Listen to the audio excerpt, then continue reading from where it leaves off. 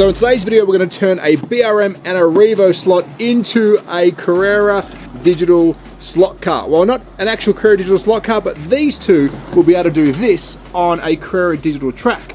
If you want to find out more, stick around because we're going BRM Revo digital. But before we can turn this BRM Mini and this Revoslot Ferrari into a digital beast on this Carrera track, we're going to need a couple of things. Firstly, you're going to need yourself some Carrera digital chips, which look a little bit like this. If you can't find one that is secondhand lying around in your collection, you might be able to still buy one of these online. So you will need a chip per car. Luckily, I have two. You're also going to need yourself a screwdriver, some solder, and a handy little soldering iron. If you are a younger person, make sure you get a parent or adult to help because this stuff gets hot. But before we convert these, let's learn a little bit about the Carrera digital track and system. So what allows these two cars to drive around this track all by themselves? Well, firstly, it is this digital chip that's installed in the Carrera cars that you purchase. Now, this is a Carrera digital slot car track, and the cars that we are converting don't normally come as a digital car. So we'll be installing a digital chip just like this. But it doesn't just allow these guys to go around the track on their own, they also do this. Having a digital chip allows your car to change lanes like these two, which makes racing so much fun. And it also allows you to have multiple cars on track at once. Let's see if we can change lanes again. Hopefully, our BRM car and the Revo car will be doing that very soon. And if you want to help support the channel, the legends at Into the AM have given us a TSCG10 10% off code to use at their website for some incredible t-shirts. They are legends. Thank you Into the AM for showing some support, and thank you for supporting me. So now let's talk chassis. This is a very important part. We've got the BRM Mini on the right, and we've got the Revoslot 333 SP Ferrari on the left. Now with the Revoslot cars, I'm going to show you underneath here because there is a caveat with some of these cars. This chip will fit easily enough with our beautiful Ferrari. You can see here the team from BRM at the factory have already made some holes that make this chip fit quite simply. You do have to do some modifications to the wiring, but the hardest part being the holes in the chassis have been done at factory. But there is a caveat. Not every Revoslot chassis will allow you to fit this digital chip so easily without heavy modification. And just for example, these few cars are the ones that I would avoid if you're trying to do this chip. The Alfa Romeo, the Porsche 934, and the very beautiful and newly released RX-7 range, they have a skinnier chassis and they do not have the cutouts for the chip itself. Now with the BRM cars, you will find majority of them will fit because they do have a bigger chassis, and I've chosen the little Mini here just to show you that the smallest car out of the range will take the chip. You can see here we've got the same cutouts, and this chip with a little bit of modification on the wires will fit. So please remember that caveat. Not all BRM chassis will allow you to put this chip in without heavy modification. Now that that's out of the way, let's do the Ferrari first. So let's flip over our chassis. Firstly, let's take off this very smart magnetic rear spoiler. We don't want to make any damage to this vehicle that's unnecessary. And we're going to check out how we take this guy apart. Now, normally with the Revoslot cars, there is 4 screws. So let's take these guys out. And this is where your handy little screwdriver, nothing too expensive is needed here, but just a basic screwdriver to undo these 4 screws so you can reveal the chassis.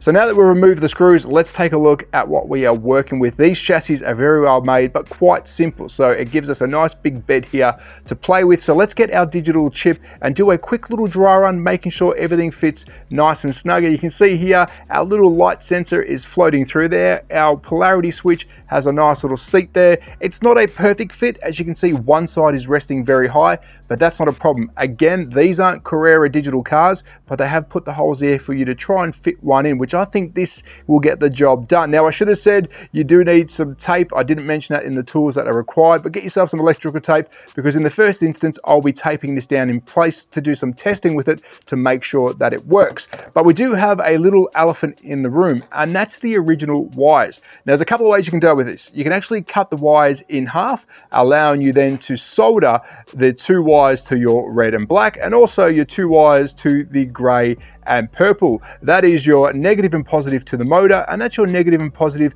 that goes to the braid. So that completes the full circuit. So there's 2 ways we can go about this. Cutting the original wires in half, which then gives you 2 sets of wires, I don't really want to do that. I like keeping my cars original. What I will be doing is burning away this little rubber here on the motor itself and then reattaching these two to the black and red, and then using the grey and purple to attach to the motor. So it's going to look a little bit like this. We're going to have some long wires, but I don't want to damage the original car, because if we want to put this back to analog mode, we simply unsolder it and put it back together. So I think it's time we get some hot stuff out, and hopefully I don't burn my house down. Let's get into it. So this is where it gets extremely hot. Be careful doing this. I'm taking my time to remove both of the wires. My soldering iron is only a cheap €9 version, but if you do buy a more expensive one, this job will be a lot easier. But be careful, it's hot.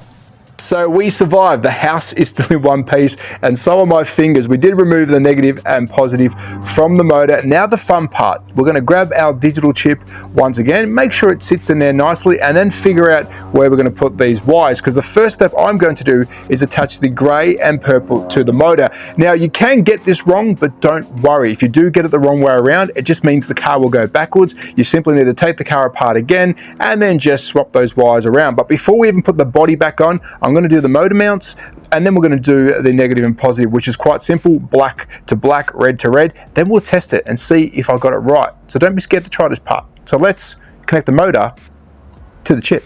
So round two of the hot stuff. Be careful here. I'm using a soldering iron tool that helps hold the chip in place so I can line these wires up. A little bit tricky, but you'll get it done.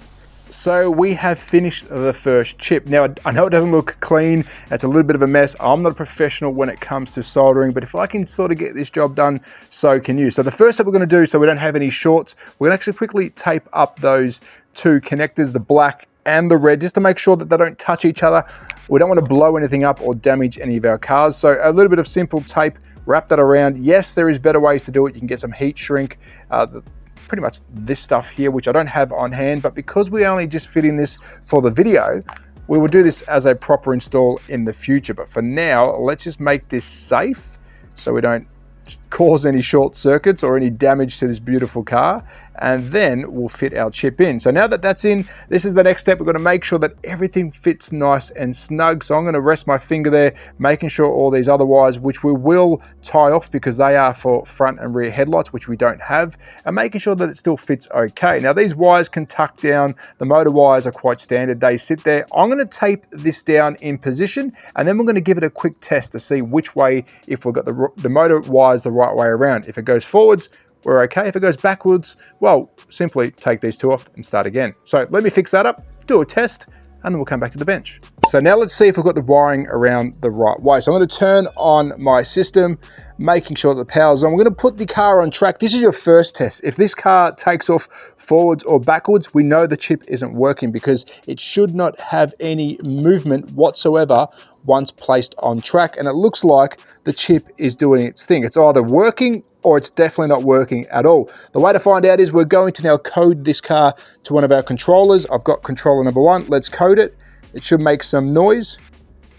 You saw it move a little bit. It actually moved the wrong way. So when I pull this trigger, I'm guessing it's going to go backwards, meaning we have to change over the motor wires. Oh no! Yes, we do. So I'm actually glad I did that on camera. We have put the wires around the wrong way. So I'm going to take it back to the bench, redo these wires. So purple and grey are going to swap over, and then we're going to come back and put this thing around the track to see if the actual lane changer works. So with a quick visit back to the soldering iron, we have swapped over the purple and the grey. Now we need to test, is it going to go in the right direction? Hopefully it goes this way. Yes, it does. So before we put the body on, we still need to test the digital chip out to make sure that it's not faulty. So we want to test the ghost mode and also the lane changer. So let me quickly do a little lap, and these are really fast cars. I'm going to hold the lane changer over. Yes, we are changing lanes. One more lap for good luck. Is it going to change lanes? It does. So let's bring this one back over. Now let's try the ghost mode. So we're going to put it into light number 2. We're going to press our little button. Hopefully it codes. You saw it move forward this time. It's going to drive. I'm going to press the button, and hopefully it now drives and changes lanes by itself. That is a good test. We know this chip is good. The car is working. Now we can kind of fix up those wires, making sure it sits nice and pretty, and put our beautiful Ferrari body back on. Let's get it done.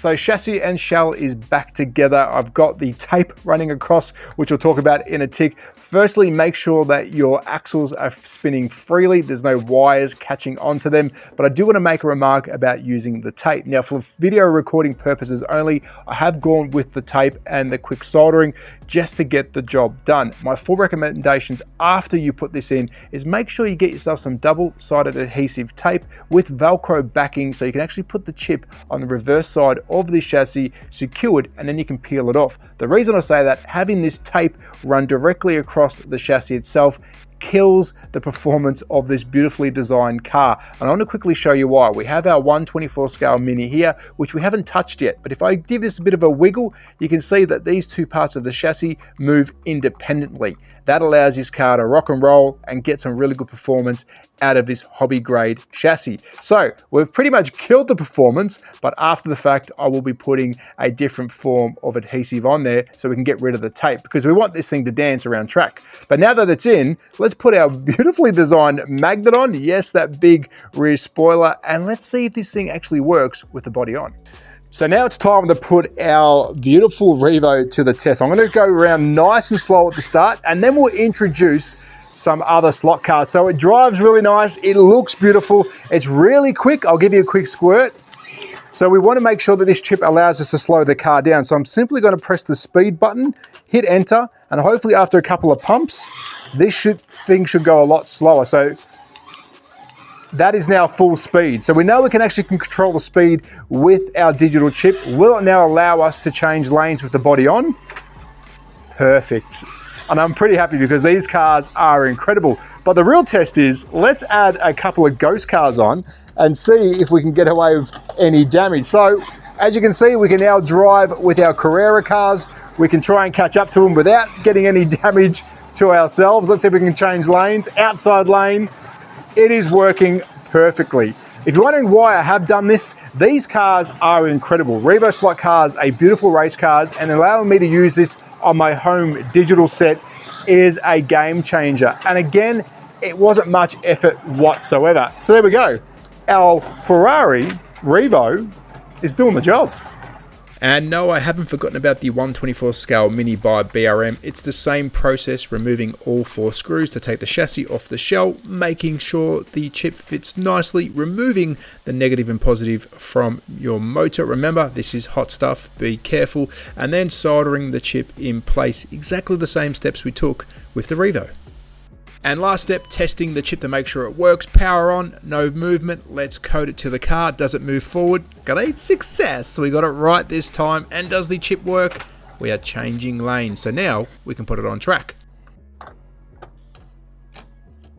There you have it. BRM and Revo working on my Carrera digital track. Now I don't only have 2 cars working, I've got 4, which will make for some great racing in the future. And the reason I chose BRM and Revo is these cars are very simple to transfer to digital, and it gives you 2 extra 132 and 124 brands that you can use on your Carrera digital track with ease.